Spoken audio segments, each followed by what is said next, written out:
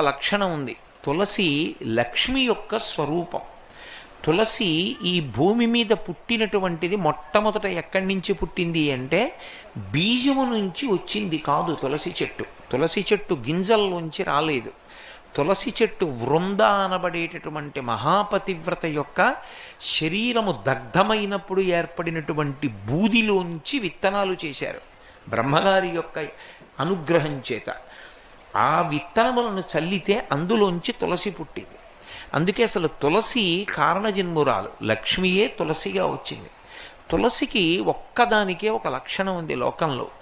తులసి సమస్త పాపములను హరిస్తుంది. ఎందుచేత హరిస్తుంది అంటే దాని గురించి పురాణంలో ఒక మాట ఉంది. యన్మూలే సర్వతీర్థాని యన్మధ్యే సర్వదేవతై యదశ్రీ సర్వవేదేషు తులసీత్వం నమామ్యహం అని.